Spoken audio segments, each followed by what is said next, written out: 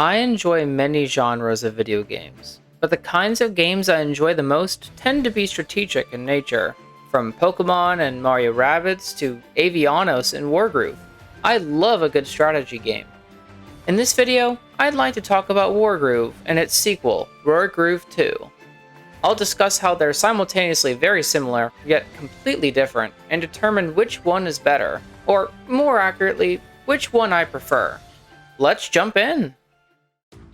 This video was sponsored by Sedge. I miss Sedge. To give a brief overview on what Wargroove even is, it's a turn-based medieval strategy game loosely based off of the Game Boy Advance game Advance Wars, made by the indie developer Chucklefish, in which you fight over territory with an army of units, ensuring you can get the resources to eventually defeat your opponent. The leader of your army is your commander, an extremely strong unit with a special skill called a groove that charges up the more they fight. These grooves are strong, but if the commander is defeated, you lose, so you have to be smart about not overusing it. Wargroove is fairly simple to learn, but extremely fun to master. Like I mentioned before, Wargroove 1 and 2 are very similar in a lot of ways, including generally how they play. There are three key aspects, however, where they differ greatly: story, presentation, and gameplay. Let's start with the story. On the story side, Wargroove 1 isn't necessarily anything to write home about.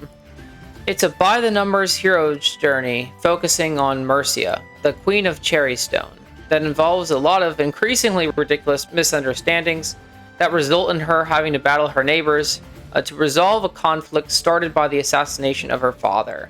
Eventually, even the evil skeleton faction is revealed to not be the true culprit, and everyone unites to defeat the real bad guy and save the day. The game ends with peace in the realm of Arania, and like I said before, this story is fine. It does a decent job of introducing each of the factions, and allows for a lot of fun scenarios. And as for me, I always appreciate a happy ending.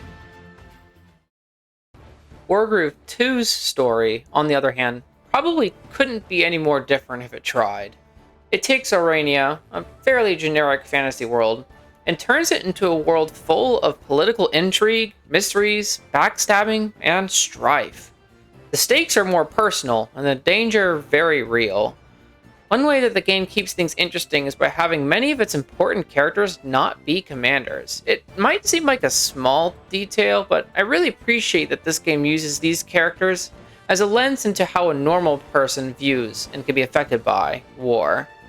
Along with the other smaller characters, Wargroove 2 really goes out of its way to flesh out all of the major factions, except the Florin, who get done very dirty in both games, unfortunately.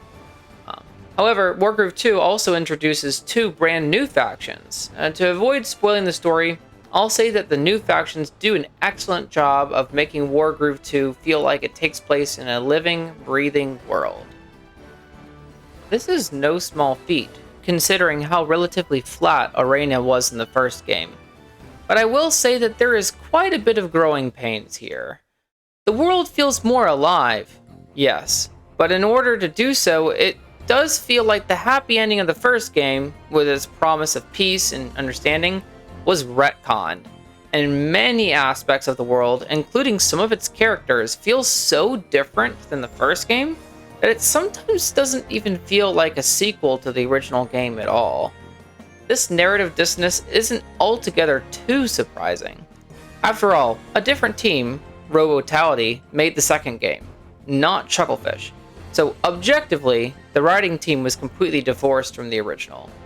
But the real reason I think that this narrative dissonance exists is because Robotality disagreed with how the story and world of the first game were presented. And in order to tell their own version, they had to take some creative liberties. Did those liberties result in a better story? I believe so. The story, while not perfect, hits a lot of high points the original fails to. But I have to say that muddling the original game's narrative to do so was a very unfortunate, and I also think avoidable, price to pay. If I had to say which game wins in the story department, I would say Wargroove 2 wins for sure, but not without some unfortunate consequences. As mentioned before, another aspect in which the two Wargrooves differ is in their presentation. I'll cut to the chase here. Wargroove 1 wins this by a country mile. In terms of graphics, UI, animations, and art style, the two games are so similar they're nearly indistinguishable.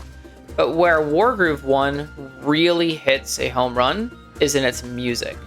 The music, composed by Phonetic Hero, is catchy, exciting, and really captures the essence of every single character. It's an extremely consistent album with too many bangers to count. Some of my personal favorites include Towering Chieftain, Unbound Fury, and Cheeky Ruckus, which is way too good to be the theme for the generic Outlaw faction. Wargroove 2's soundtrack, composed by Dale North, on the other hand, is only good. There are a few bangers, such as The Promise I'm Longing to Keep and Nadia, Glowing Ember, but the rest of the soundtrack is just not up to the standards of the first game.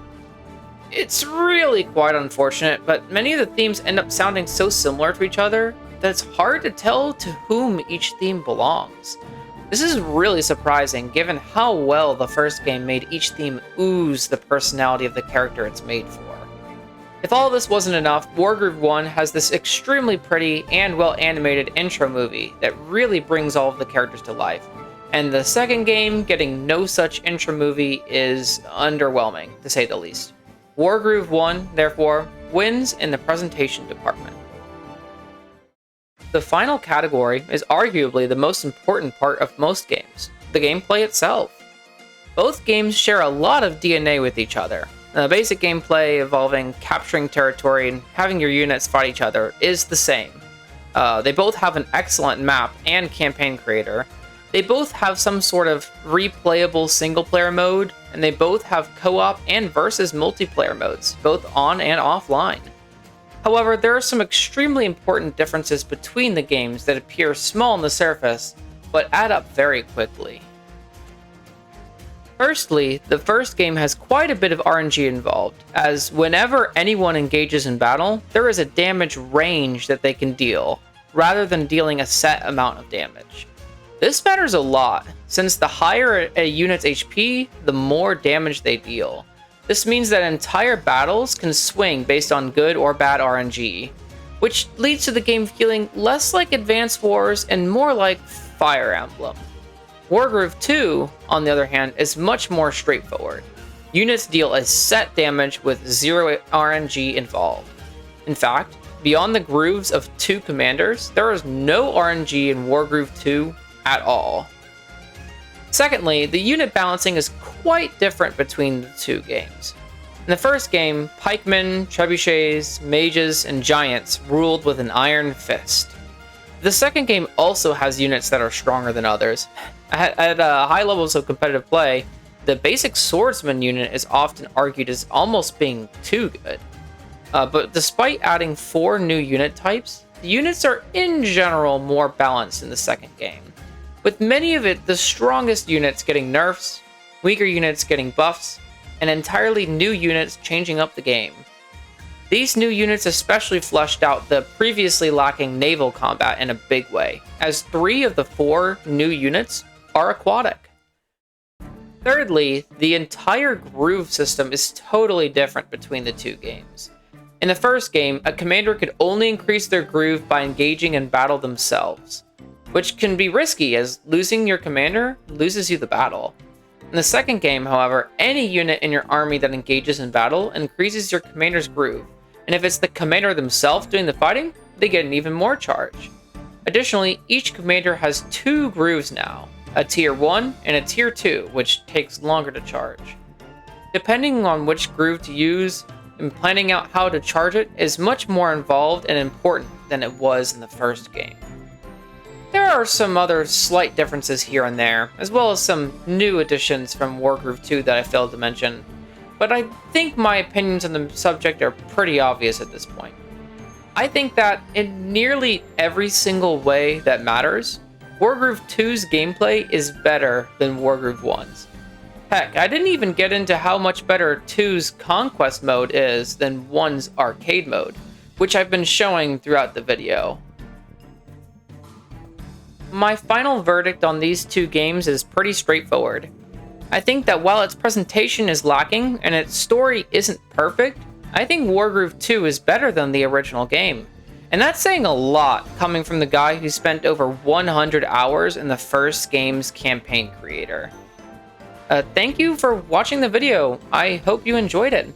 This is a slightly different kind of video I wanted to try out, one with a script, but without heavy editing. This type of video isn't a replacement for my heavily edited long-form video essays or anything.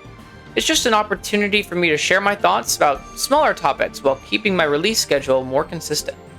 But let me know if you like this kind of video, and any of your thoughts about Wargroove 1 or 2 in the comments below. Thank you guys so much for watching. See you all. Love you. Bye.